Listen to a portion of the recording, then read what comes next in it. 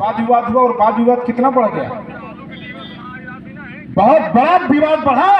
और हमारे चेयरमैन को और पूर्व ब्लॉक प्रमुख और जिला पंचायत अध्यक्ष प्रतिनिधि को शाम्बी को पुलिस कैसे ले गई थी, देखा था आप लोगों ने? जबरदस्ती पकड़ के बैठा कर ली।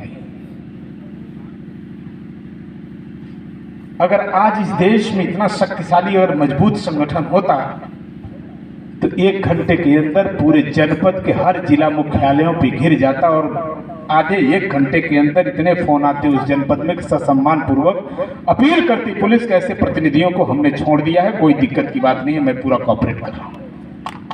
नहीं, तो जो जनता के द्वारा चुने गए हमारे प्रतिनिधि हैं, अगर उनके साथ अगर अत्याचार दमन शोषण अगर हो रहा है और वो इनकी समस्या क्या थी? समस्या ये थी कि समाज के साथ उन्होंने अत्याचार किया, बात किया, विवाद किया, मारपीट किया, तो इन्होंने केवल बोल दिया, उनके पक्ष में खड़े हो गए, तो इनको पुलिस वालों ने पकड़ के जबरदस्ती बैठाना शुरू कर दिया।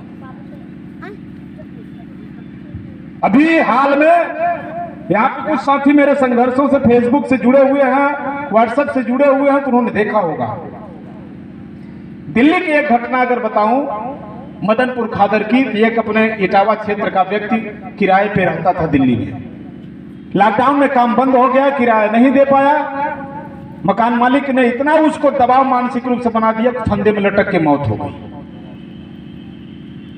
अब उसको आपने को विश्वास दिला के कहता हूं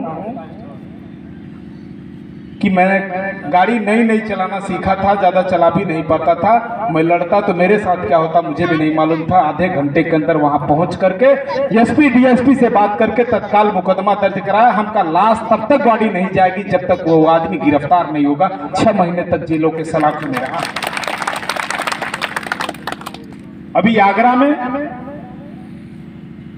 अपनी उसको कुएं में जो है जहां पे खेत होता है वहां पर पंप सेट लगाया हुआ था, कुएं में पानी डालने के लिए खेतों में, वहां पर बलात्कार करने के बाद गर्दन में फंदे बंधा कर लेटा दिया गया और बेचारी मर गई। और एफआईआर कितने दिन बाद हुई जानते हैं? 7 दिन के बाद।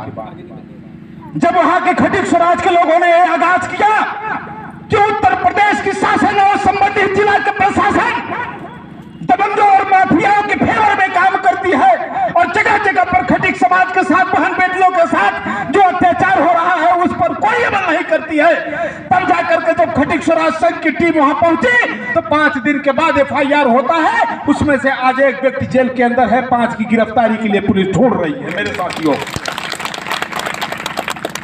आज एक छोटा सा संगठन जिसमें नौजवान साथियों के एक बूंद के सहयोग से यह काम हो रहा है, और पुराने संगठन जो स्वागत कराने में जुटे हैं, जो 20-20 साल 25-25 साल पुराना संगठन है, उनको तो ये सूचना भी नहीं होती है। मेरे साथियों, आज अगर ये सब लोगों का नंबर, मोबाइल नंबर आ जाएगा तो जितनी घटनाएं हम आप लोगों के बीच बता रहे हैं, सबके बीच में व्हाट्सएप के माध्यम से वो वीडियो और एफआईआर की कॉपी आप लोगों को भेजूंगा।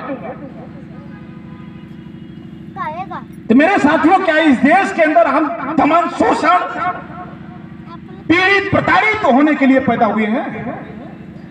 आपको जान करके बेहद खुशी होगी कि भारत के माटी पर अनुसूचित जाति किस श्रेणी में आने वाले इस देश के अंदर दूसरी नंबर की संख्या वाली एक खटिक बिरादरी है मेरे दोस्तों, दूसरे नंबर पर। लेकिन दुख इस बात की है कि संख्या तो इसकी दूसरे नंबर पे है, लेकिन मुखिया विहीन है, नेता नहीं है। मेरे साथियों, जब से यह धरती आजाद हुई है, जब से देश में लोकतंत्र कायम हुआ है, तब से सांसद भी आपके समाज का बना, विधायक भी आपके समाज का बना, मंत्री भी आपके समाज की बना, पार्षद भी आपके समाज का बना, चेयरमैन भी आपके समाज का बना, लेकिन समाज की हालात और स्थिति नहीं बदल पाए। मेरे भाइयों, ये बात सच्चाई है कि नहीं है?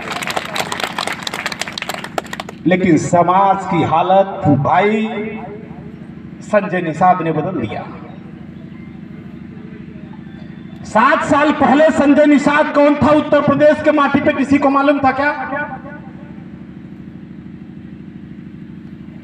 संजय निषाद पार्टी का स्थापना किया और जा जाकर के अपने समाज में लोगों में कहा कि तुम्हारा केवल स्थिति और हालात और जो नदियों में तुम सर पर बालू ढोने का काम करते हो, अगर इससे अगर तुम्हें अगर ऊपर उठना है तो इस समाज को एक साथ ले आकर के तुम्हें एक बैनर के नीचे होना पड़ेगा। आज उसका परिणाम यह है कि खुद के मिनिस्टर बने और अपने बेटे को दूसरी बार सांसद बनाया और अपने एक बेटे को विधायक बनाया। आज पूरे उत्तर प्रदेश में कहीं भी निषाद भाइयों के साथ अगर अत्याचार, दमन, शोषण होता है तो संजय निषाद मिनट से पहले वहां पहुंचकर खड़ा हो जाता है। साथी, मेरा कहने का मतलब सिर्फ यह है कि सांसद, विधायक, मंत्री, पार्षद, चेयरमैन खूब बने, लेकिन हमारे समाज में हमारे समाज का नेतृत्व भी होना चाहिए। हमारे समाज में हमारे समाज का नेता भी पैदा होना चाहिए, तब आने वाले बच्चों की भविष्य सुधरेगी मेरे भाई। और यह बात इसलिए कह रहा हूं, अनुप्रिया पटेल जी को देख लीजिए, केवल वो अपने कौम के व्यक्तियों की इकट्ठा करके कोई भी सरकार में हो तो उन्होंने दम ठोक देती है कि हमारे अगर समाज को वोट चाहिए तो तुम्हें हमारे जाति और हमारे समाज के लोगों को भागीदार देना पड़ेगा। आज उनके राजनीतिक हिस्सेदारी में कोई भी बात हो जाए पटेल भाइयों के साथ में, 1 घंटे के अंदर दिल्ली से उस डीएम को फोन आने में देर नहीं लगेगा, मात्र 1 घंटे के अंदर फोन डीएम को पहुंच जाएगा। खबरदार, हमारे समाज के लोगों के साथ अगर कुछ अत्याचार हुआ तो हमारे आपके भाई बहन बेटियों के साथ बलात्कार होते हैं, 5-5, 6-6 दिन एफआईआर नहीं होते हैं।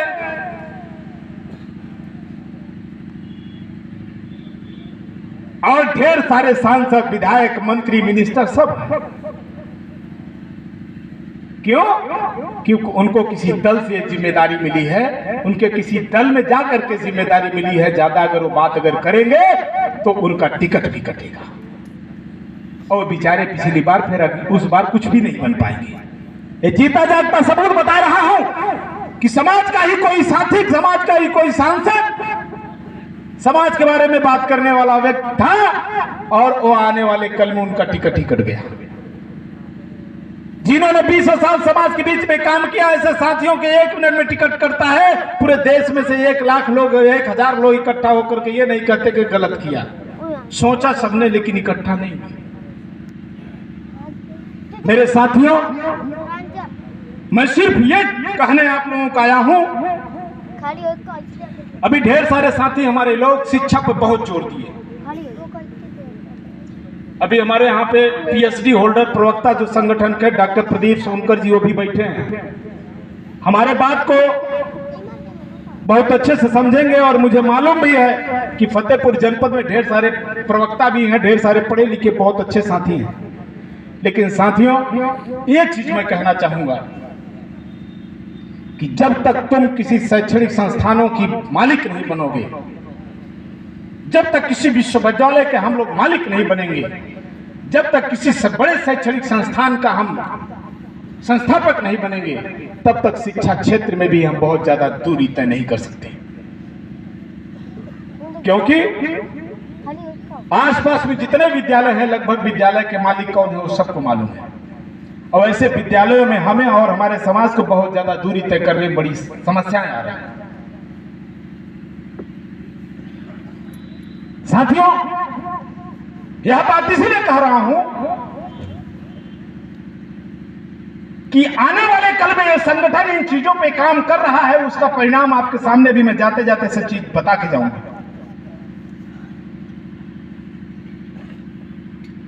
खटीकसरा संघ